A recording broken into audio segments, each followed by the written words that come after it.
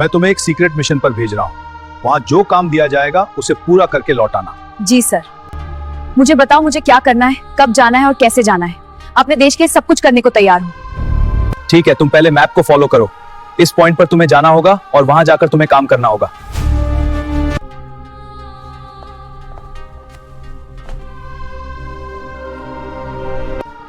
मैं बॉर्डर के पास आ चुका हूँ। ऐसे मेरा गंतव्य स्थल यारा दूर नहीं है, मुझे जाना ही होगा। लड़की यहाँ आ गई है, उसे देखकर मुझे झपट लेगी कोई नहीं चलेगा। जल्दी आ मेरे साथ। मुझे काम करने दो यारा, टाइम नहीं है मेरे भरसा काट सकते हो। जल्दी चलो इधर। हाँ लेकिन रास्ता मुश्किल है। रायना ठीक नहीं है। क्या हुआ उसे? बस चलते रहो, तुम्हें बचाना ही होगा। तुम एक विदेशी सैनिक हो, फिर भी हमारे देश के लिए इतना किया जो कोई नहीं करेगा। इसके बाद जब हम मिलेंगे तो कोई वेश बदल कर नहीं, सीधे सामने मिलेंगे। हाँ मैं इंतजार करूंगी। मैं भी। शहर अभी नींद के आगोश में था, लेकिन उत्तरी सीमा की दुर्गम पहाड़ियों की घाटियों में स्थित सेक्टर 9 के कमांड सेंटर में भारी तनाव का माहौल था। यह इलाका देश का सबसे सुरक्षित सैन्य क्षेत्र है, जहां प्रोजेक्ट ब्रह्मास्त्र नामक एक अत्यंत गोपनीय एंटी मिसाइल सिस्टम का परीक्षण चल रहा है। जनरल रायहान ने टेबल पर रखे मानचित्र की ओर देखते हुए गंभीर आवाज में कहा, हमें कोई ऐसा चाहिए जो सिर्फ एक सैनिक न हो, बल्कि खुद एक अदृश्य मारक हथियार बन सके, जिसकी पलक झपकते ही दुश्मन तबाह हो जाए, लेकिन किसी को उसके वजूद का एहसास तक न हो। उनके सामने खड़ी युवा ऑफिसर का नाम आद्रता था। शांत, शीतल आंखें और तीक्ष्ण बुद्धि वाली आद्रता न केवल स्पेशल फोर्स की एक अधिकारी थी, बल्कि वो भेष बदलने में भी एक माहिर शिकारी थी। आद्रता ने दृढ़ स्वर में कहा, सर, देश के लिए अगर मुझे अपनी पहचान भी मिटानी पड़े तो मैं तैयार हूं। बस बताइए मिशन क्या है। जनरल ने उसे एक धुंधली तस्वीर दिखाते हुए कहा, दुश्मन देश ने हमारे इस प्रोजेक्ट का ब्लूप्रिंट चुराने के लिए एक भयानक चाल चली है। तुम्हें सीमा पार कर उस तरफ जाना होगा। कोई मदद नहीं मिलेगी, कोई हथियार नहीं मिलेगा। अगर पकड़ी गई तो हमारा देश तुम्हें पहचानने से इनकार कर देगा। मिशन एक ही है, दुश्मन के अड्डे में घुसकर उस मेन सर्वर का एक्सेस कोड नष्ट करना। आद्रता जानती थी कि यह एक आत्मघाती मिशन है, फिर भी उसने सिर झुकाकर इसे स्वीकार कर लिया। कुछ ही घंटों में आद्रता की पहचान बदल गई। वर्दी छोड़कर उसने एक फटेहाल भिखारिन का रूप ले लिया। बिखरे हुए बाल, पैबंद लगे गंदे कपड़े और कंधे पर एक पुराना झोला। कोई अंदाजा भी नहीं लगा सकता था कि इस लड़की की हथेलियों में सैकड़ों लोगों की जान लेने की क्षमता छिपी है। सीमा के कटीले तारों को पार कर जब आद्रता ने दुश्मन की धरती पर कदम रखा, तब आसमान से हल्की बर्फ गिर रही थी।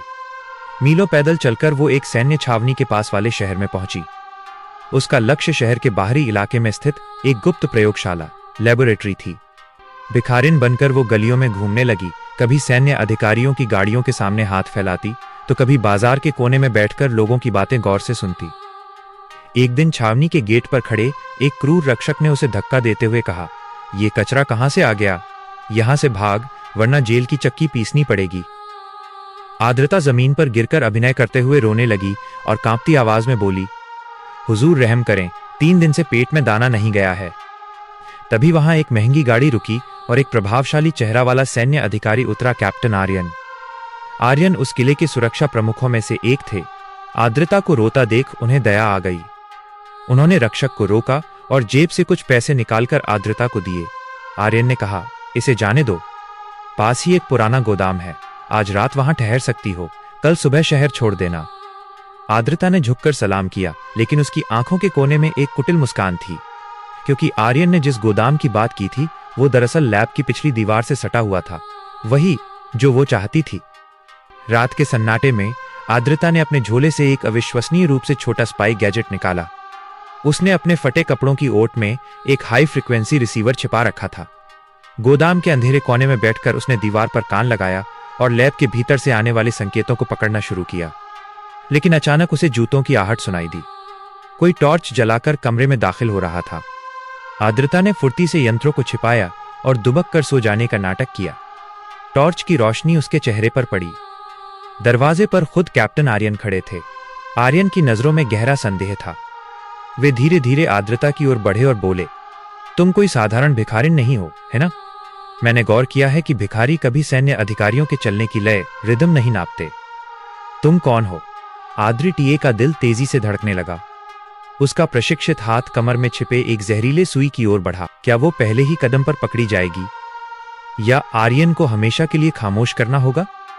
अंधेरे कमरे में दोनों की सांसों की आवाज सुनाई दे रही थी। सस्पेंस जब चरम पर था तभी बाहर एक तेज सायरन बजा। लैब के अंदर आग लग गई थी। आर्यन चौंककर पीछे मुड़े। इसी मौके का इंतजार आद्रता को था। लेकिन आग किसने लगाई? उसने तो कुछ नहीं किया था। क्या इस खेल में कोई तीसरा पक्ष भी था? सायरन की आवाज से पूरी घाटी गूंज उठी। कैप्टन आर्यन दुविधा में थे, भिखारिन को गिरफ्तार करें या कर्तव्य निभाते हुए लैब की ओर दौड़ें। उसी पल का फायदा उठाकर आद्रता खिड़की से बाहर निकल गई। आद्रता समझ गई कि यह आग नहीं बल्कि एक सुनियोजित डायवर्जन था। लैब के अंदर कोई और भी था। उसने देखा कि एक शख्स मजदूर के भेष में लैब से निकलकर पहाड़ी की ढलान की ओर भागा।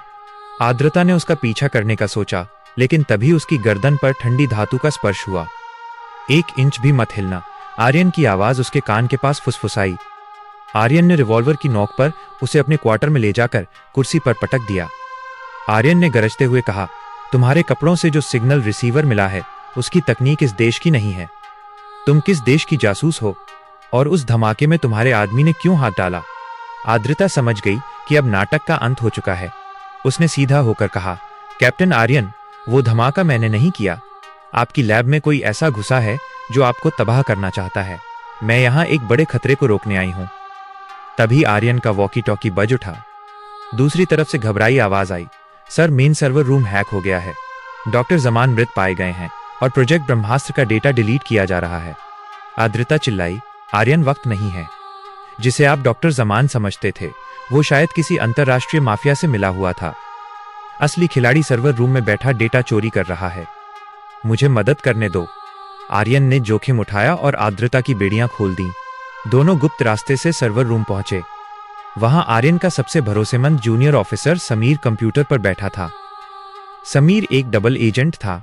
उसने हंसते हुए कहा, देर कर दी आर्यन, डेटा अपलोड हो रहा है और 5 मिनट में ये लैब खुद ब खुद ब्लास्ट हो जाएगी। अपलोड 85% पर था। आद्रता ने आर्यन से कहा, मेरे पास एक वायरस चिप है जो सिस्टम को क्रैश कर सकती है, लेकिन इसके लिए मुझे मेन फ्रेम के भीतर हाथ डालना होगा जहां हाई वोल्टेज करंट है। शायद मैं न बचूं। आर्यन ने उसका हाथ थाम लिया। ऐसा क्यों कर रही हो? तुम तो इस देश की भी नहीं हो। आद्रता मुस्कुराई, इंसानियत का कोई देश नहीं होता आर्यन, और शायद तुम्हारे प्रति मेरी ये छोटी सी पसंदगी भी झूठ नहीं थी। आद्रता आगे बढ़ी। बिजली की नीली लपटें उसके चारों ओर नाच रही थीं।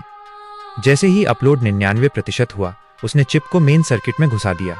एक जोरदार इलेक्ट्रिक शॉक लगा और आद्रता दूर जा गिरी। स्क्रीन पर डेटा डिलीटेड का मैसेज आ गया। समीर ने हार नहीं मानी और रिमोट का बटन दबा दिया। काउंटडाउन शुरू हो गया। आर्यन ने समीर को बेहोश किया और बेहोश आद्रता को गोद में उठाकर सुरंग के रास्ते बाहर भागा। उनके निकलते ही एक विशाल विस्फोट के साथ लैब जमींदोज हो गई। खुले मैदान में आर्यन ने आद्रता को घास पर लिटाया। आद्रता की आंखें आधी खुली थीं। आर्यन ने टूटी आवाज में पूछा, क्यों किया ऐसा आद्रता? तुम भाग सकती थी। आद्रता ने हल्के से मुस्कुराते हुए कहा, एक सैनिक की कोई सीमा नहीं होती आर्यन।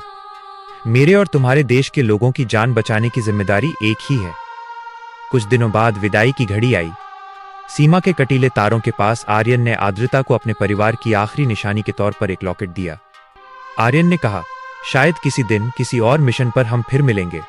आद्रता ने कहा, शायद, लेकिन उस दिन हमारे बीच कोई भेष छद्मवेश न हो। आद्रता अपने देश लौट गई। उसका मिशन ऑफ द रिकॉर्ड था, इसलिए वो फिर से आम लोगों की भीड़ में खो गई। 6 साल बाद जनरल आर्यन को एक बिना नाम का खत मिला। उसमें एक छोटा नीला फूल और एक नक्शा था जिस पर लिखा था, दुश्मनी मर जाती है लेकिन जिम्मेदारी और प्यार रह जाते हैं। आर्यन समझ गया कि आद्रता जिंदा है और किसी दूसरी सीमा पर फिर से किसी तबाही को रोकने के लिए तैनात है। Aryan, I love you. मैं तुम्हें बहुत प्यार करती हूँ। जानू, मैं भी तुमसे बहुत प्यार करता हूँ। चलो इस देश को फिर से रक्षा करें। अगर आपको हमारी ये कहानी अच्छी लगी हो तो लाइक और कमेंट करना न भूलें। तो दोस्तों, मिलते हैं अगले वीडियो में। तब तक के लिए आप सभी अच्छे रहें और स्वस्थ रहें। धन्यवाद।